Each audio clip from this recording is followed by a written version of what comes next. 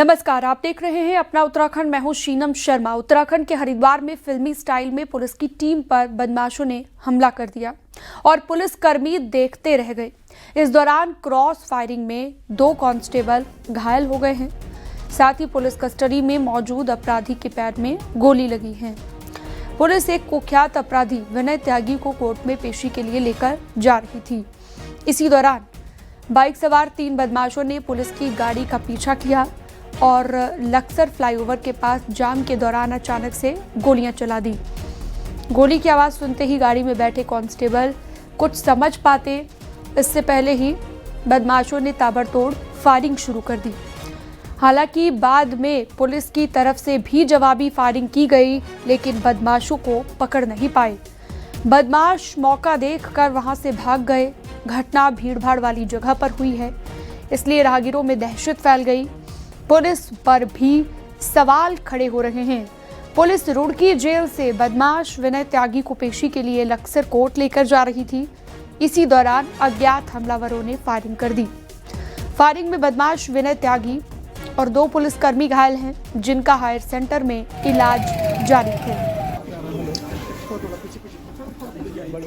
वो अभियुक्तों को कोर्ट में पेश किया जा रहा था तो किसी अज्ञात हमलावरों ने जाम का फ़ायदा उठा करके जो भी समझे उस पर फायर किया है। 2 गोलियां उसको लगी हैं और हाई सेंटर रिफ़र कर रखा है। बाकी हमारी टीमें लगातार चेकिंग कर रही हैं। जल्दी कौन लोग थे, क्या थे, उस पर हम कार्रवाई करेंगे और जल्दी लोगों को पकड़ लेंगे। सर, ये जिसे गोली लगी ये कौन है?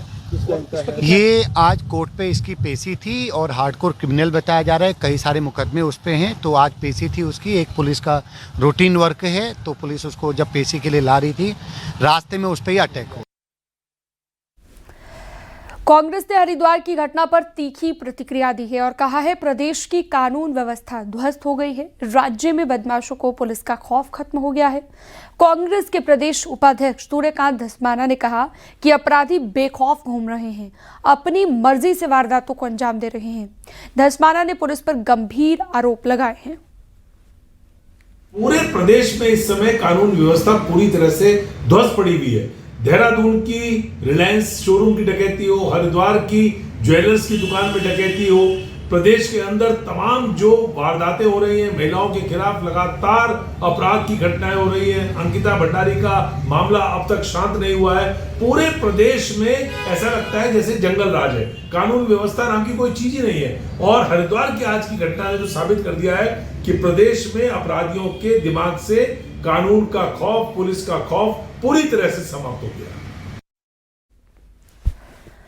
रुड़की से बड़ी खबर के यहाँ पर कबाड़ के गोदाम में भीषण आग लगी है। खबर मिलने के बाद फायर ब्रिगेड की टीम मौके पर पहुंची। आग पर कड़ी मशक्कत के बाद काबू पाया गया।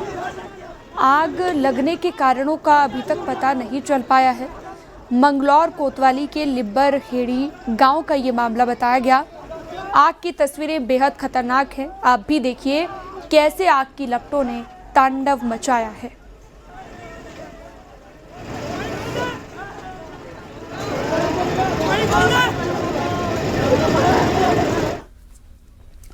देहरादून में हुई है धामी कैबिनेट की बैठक, जिसमें 11 प्रस्ताव को मंजूरी दी गई है। नेचुरल गैस, पीएनजी और सीएनजी पर वैट की दर 20 से घटाकर 5% की गई है। धराली और उसके आसपास के आपदाग्रस्त क्षेत्र में सेब की दर तय कर दी गई है, जिसमें रॉयल डिलीशियस सेब 51 रुपये, दूसरे रेड डिलीशियस सेब की कीमत 45 रुपये प्रति किलो होगी। इसके साथ ही संस्कृति, कलाकार और लेखकों को मासिक पेंशन, इसके अलावा इसे बढ़ा दिया गया है। 3000 से बढ़ाकर 6000 करने का फैसला लिया गया। चिकित्सा शिक्षा विभाग के तहत श्रीनगर मेडिकल कॉलेज में कार्यरत 277 कर्मचारियों को समान कार्य समान वेतन देने के मामले को कैबिनेट की उप समिति को रेफर किया गया। उपनल कर्मियों का समान वेतन समान कार्य का मामला भी अगली कैबिनेट के लिए रेफर कर दिया गया है।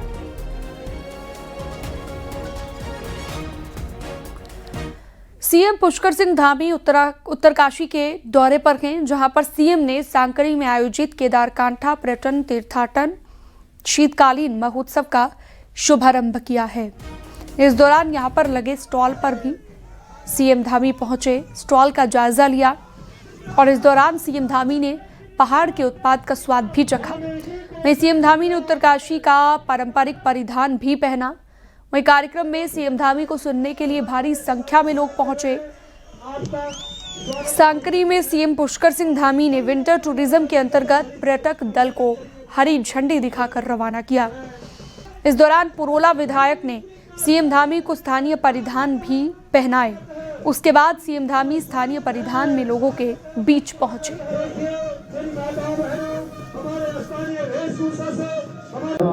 उत्तरकाशी जनपद के बहुत सीमांत क्षेत्र सांकरी गांव में पहली बार आप सबके बीच में आने का शुभ अवसर प्राप्त हुआ है और सच में आप सबका प्रेम देखकर, आप सबका स्नेह देखकर और आप सबका उत्साह देखकर मैं भाव विभोर हूं। इस क्षेत्र समेत पूरे उत्तराखंड की लोक संस्कृति का एक जीवन संग्रहालय है। मुख्यमंत्री पुष्कर सिंह धामी एक्शन मोड में है। जन जन की सरकार जन जन के द्वार अभियान के तहत एक तरफ न्याय पंचायत स्तर पर अधिकारी कैंप कर रहे हैं तो दूसरी तरफ खुद मुख्यमंत्री जिलों में रात गुजारकर सरकार के कामकाज की जमीनी हकीकत को भी जांच रहे हैं। एक रिपोर्ट आपको दिखाते हैं।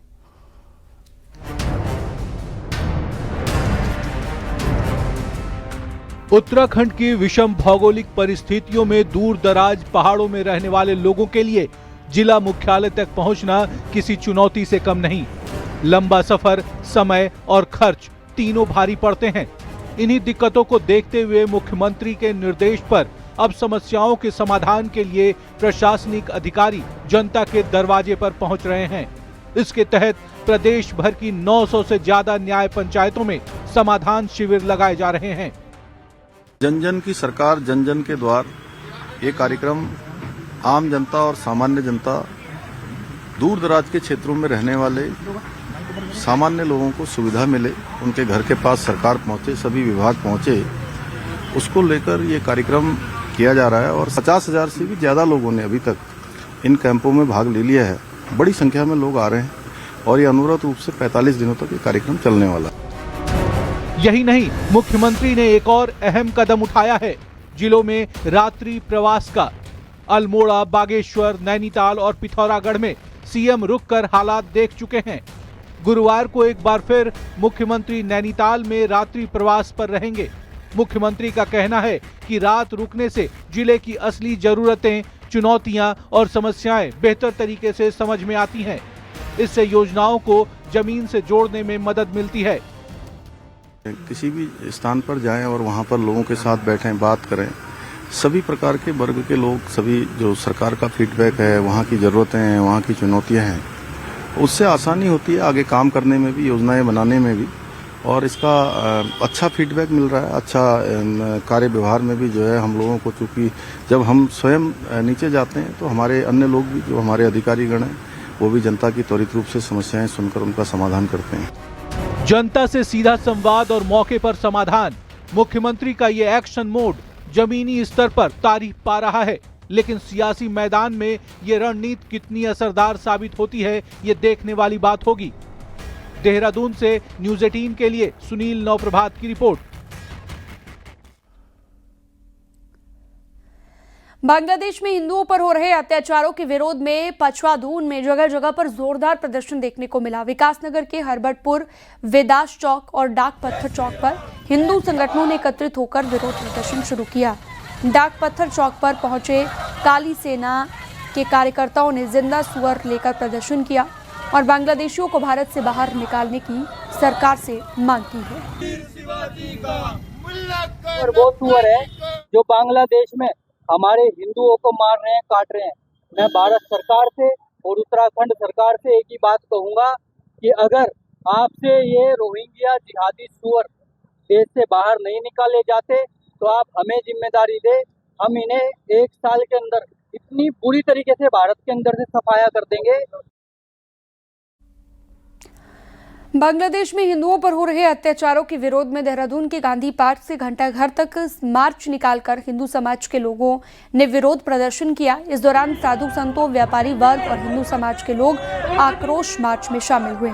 विश्व हिंदू परिषद के प्रांत अध्यक्ष रविदेव आनंद ने हिंदुओं का आह्वान किया और कहा कि अब हिंदुओं के पास विकल्प नहीं है, हम सबको ऐसे जिहादी मानसिकता के लोगों का बहिष्कार करना होगा।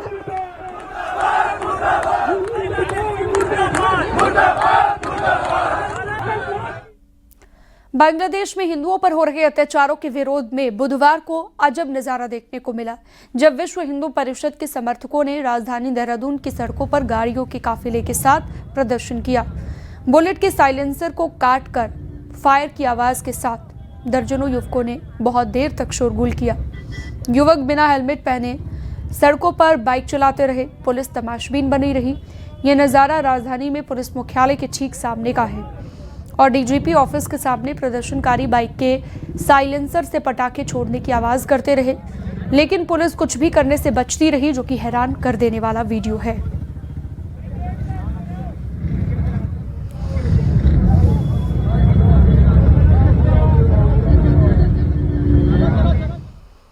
अंकिता भंडारी हत्याकांड में बीजेपी के एक बड़े नेता का नाम सामने आने के बाद उत्तराखंड की राजनीति में जबरदस्त घमासान मचा हुआ है।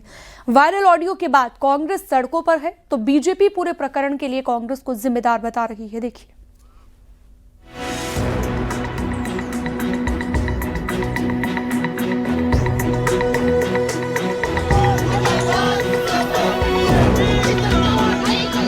3 साल बाद अंकिता भंडारी हत्याकांड एक बार फिर सुर्खियों में है। विवाद की जड़ बनी बीजेपी से निष्कासित विधायक सुरेश राठौर और उनकी कथित पत्नी उर्मिला की वायरल ऑडियो रिकॉर्डिंग। इस ऑडियो में बीजेपी के प्रभारी दुष्यंत गौतम का नाम सामने आते ही राजनीतिक हलचल तेज हो गई। कांग्रेस ने सवाल उठाया कि अंकिता की व्हाट्सएप चैट में जिस वीआईपी का जिक्र है, क्या वह दुष्यंत गौतम है? वहीं बीजेपी ने आरोपों को खारिज करते हुए कहा कि अनुसूचित जाति के नेता का नाम उछालकर कांग्रेस ने पूरे समाज का अपमान किया है। हमारे राष्ट्रीय महामंत्री जो अनुसूचित जाति से संबंधित है, उनको अपमानित करने का काम करके पूरे अनुसूचित समाज को कांग्रेस के लोगों ने अपमानित किया है। दूसरा, अंकिता भंडारी की मृत्यु के बाद, और मैं जिस बात को पहले से कह रहा हूं, बार बार उस मृत आत्मा पर लांछन लगाने का कांग्रेस के लोग कर रहे हैं। अनेकों नाम अभी तक वो ले चुके हैं। सत्यता ये थी कि जब न्यायालय में मुकदमा चल रहा था, उन पर कोई प्रूफ होता, कोई जानकारी तो न्यायालय में जरूर देते, लेकिन वहां वो पीठ दिखाकर भागे हैं। वहीं कांग्रेस ने महेंद्र भट्ट के बयान को साजिशाना और शातिराना बताया। कांग्रेस का कहना है कि मुद्दा जाति का नहीं, बल्कि उत्तराखंड की बेटियों की अस्मिता से जुड़ा है। कांग्रेस ने बीजेपी से सवाल किया है कि आरोपों से ध्यान भटकाने की बजाय ये बताए कि वो अपने नेता के खिलाफ कार्रवाई कब करेगी। भारतीय जनता पार्टी के प्रदेश अध्यक्ष जी का बयान साजिशाना और सातिराना है। ये साजिश और सातिर करना उनकी पार्टी के अध्यक्ष बने रहने के लिए पहली शर्त होती है। बहरहाल इस प्रकरण में वो ये कहते आ रहे हैं कि उनके पार्टी के जो प्रभारी हैं, जिन पर ये आरोप लगा है, वो किसी जाति विशेष से हैं। हमें भट्ट जी उनकी जाति से कोई मतलब नहीं है और न हमें पता था कि उनकी क्या जाति है, क्या बिरादरी है, लेकिन उन्होंने उत्तराखंड की अस्मिता, हमारी बेटियों की अस्मिता से खिलवाड़ करने का जो आरोप उन पर है, उस आरोप पर आपका जवाब चाहिए। अंकिता भंडारी हत्याकांड का मुद्दा एक बार फिर गर्म है। फर्क सिर्फ इतना है कि इस बार किरदार बदल गए हैं। वायरल ऑडियो और आरोप प्रत्यारोप के बीच अब निगाहें इस बात पर टिकी हैं कि सियासी बयानबाजी से आगे बढ़कर इस मामले में कार्रवाई होगी या फिर ये मुद्दा भी बयानबाजी तक सिमट कर रह जाएगा। न्यूज़ 18 के लिए देहरादून से सुनील नौप्रभात की रिपोर्ट। अंकिता भंडारी हत्याकांड में वीवीआईपी को लेकर मचे हंगामे के बीच पूर्व सीएम और हरिद्वार के सांसद त्रिवेंद्र सिंह रावत का भी बयान सामने आया। त्रिवेंद्र सिंह रावत ने कहा कि ये एक गंभीर मामला है जिसकी गहराई से जांच की जानी चाहिए। उन्होंने कहा कि मामला कोर्ट में है, इसलिए इस पर सरकार कोई फैसला नहीं ले सकती, लेकिन ऐसे किसी भी काम की इजाजत नहीं होनी चाहिए। इससे समाज की छवि खराब होती है। मामले में गहनता से जांच की जरूरत है। काफी गंभीर हुआ ये मामला है, ये बात सही है, काफी गंभीर सवाल ये बन रहा है। तो निश्चित रूप से इसमें बहुत गहराई तक जाने की जरूरत है। देखिए, कोई भी हो, इस तरह का काम करने की, इस तरह के गलत काम करने की किसी को भी छूट नहीं होनी चाहिए। कोई भी हो, मेरा बच्चा हो, मेरा भाई हो, किसी को भी छूट नहीं होनी चाहिए। नैनीताल विंटर कार्निवाल अव्यवस्थाओं की भेंट चढ़ा हुआ है। कार्निवाल में बवाल ही खत्म नहीं हो रहा है। कल स्टार नाइट के बाद आज दिन में स्थानीय कलाकारों को मंच नहीं देने पर विवाद की स्थिति बन गई। नैनीताल जिले के एक लोक कलाकार ने पर्यटन अधिकारी से गुत्थम गुत्था तक कर दी। विवाद कई देर तक चला, काफी देर तक पर्यटन अधिकारी यहां से निकल सके। नैनीताल के कलाकारों ने आरोप लगाया है कि उनको मुख्य मंच से गायब कर दिया गया और करोड़ों रुपए बाहरी लोगों पर लुटाए जा रहे हैं। मेरा कार्यक्रम हो क्यों नहीं करा रहे हो? मेरे सामने बात करो, यहाँ पर बात करो, सामने नहीं होगा, क्यों नहीं होगा? आप जा रहे छोड़ के।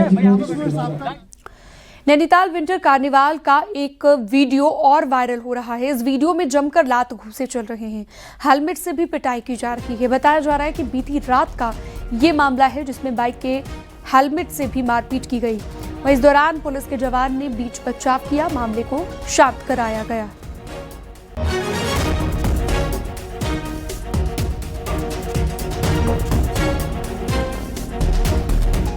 नैनीताल कार्निवाल में बवाल के बाद अब सुरक्षा की याद आई है। मंगलवार को स्टार नाइट के दौरान बवाल हुआ था जिसमें डीएम और कमिश्नर को खुद मौके पर निकलना पड़ा था। इसके बाद अब आयोजकों ने 40 प्राइवेट बाउंसरों को लगाया है, तो भारी पुलिस बल को भी तैनात किया गया है। इन पुलिस कर्मियों को सुरक्षा के इंतजामों के साथ वीआईपी इलाके की सुरक्षा को और मजबूत करने के निर्देश दिए हैं, तो कोई खलल ना पड़े इसके लिए भी निर्देश जारी कर दिए गए हैं। आप बुलाए, अपने पास बुलाकर फोटो वोटो खिंचवाया, स्पेशल अटेंशन दिया और उससे कुछ गिफ्ट्स लिया। उससे शुरुआत हुई लास्ट में 10:30 में, तो ज़्यादा वहाँ पर क्राउड को जो है सिंगर को टच करने के फिराक में, सिंगर के साथ सेल्फी फ़ोटो खींचने के फिराक में ये सब मंच के ओर दौड़ पड़े। तो इस प्रकार की चीज़ें ना रिपीट हो, इसलिए आयोजकों को हमने वार्निंग दे दिया है।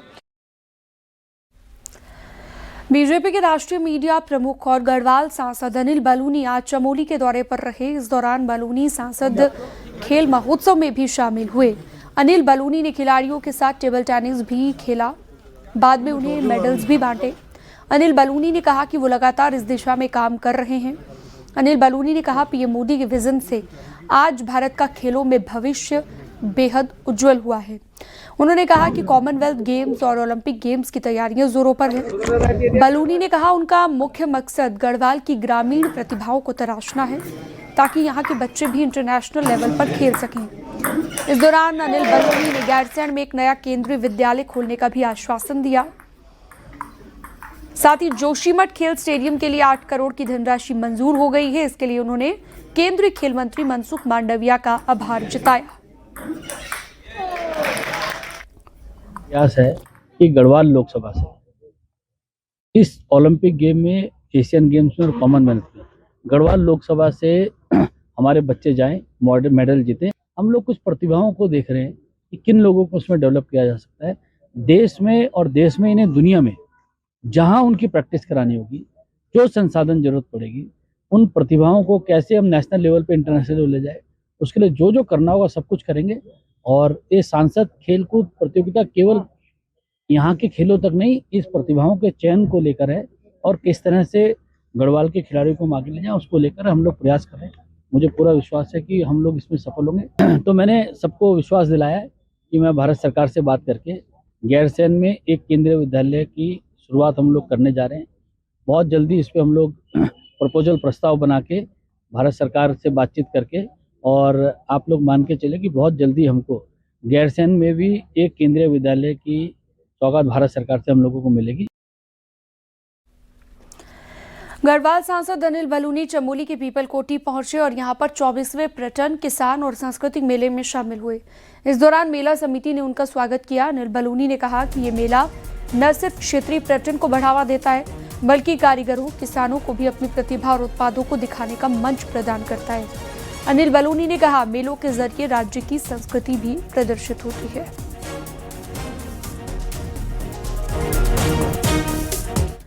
और अब एक नजर डालते हैं पहाड़ की 10 बड़ी खबरों पर। हरिद्वार पुलिस ने एक युवक को देसी तमंचे और 2 जिंदा कारतूस के साथ गिरफ्तार किया। आरोपी के खिलाफ आर्म्स एक्ट के तहत मुकदमा दर्ज। अंकिता भंडारी हत्याकांड में वीवीआईपी पर कार्रवाई की मांग को लेकर कांग्रेस ने पिथौरागढ़ में प्रदर्शन किया। प्रदेश सरकार का पुतला भी जलाया। विकासनगर में अंकिता भंडारी हत्याकांड की सीबीआई जांच को लेकर कांग्रेस ने प्रदर्शन किया, पुतला दहन किया। रामनगर में भी अंकिता भंडारी हत्याकांड और वीवीआईपी को लेकर कांग्रेस ने प्रदर्शन किया। कांग्रेस ने अंकिता भंडारी हत्याकांड को लेकर एक बार फिर सरकार पर तीखा हमला बोला। दुष्यंत गौतम का पुतला दहन किया गया। बांग्लादेश में हिंदू युवक की हत्या के बाद बजरंग दल लगातार कर रहा विरोध। हरिद्वार में भी हुआ विरोध। नैनीताल की कैंचीधाम तहसील में जनता की सरकार जन जन के द्वार इस कार्यक्रम का उद्घाटन किया गया है। रानीखेत विधायक प्रमोद नैनवाल ने सीएम पुष्कर धामी के रानीखेत के दौरे को ऐतिहासिक बताया और कहा करोड़ों की विकास योजनाओं की सौगात दी गई। पिथौरागढ़ विकास भवन में उद्यान विभाग ने माल्टा महोत्सव का आयोजन किया। जिले भर के काश्तकार पहुंचे। कोटद्वार में 5 जनवरी से शुरू होने वाली अग्निवीर सेना भर्ती रैली को लेकर तैयारियां तेज हो गई हैं।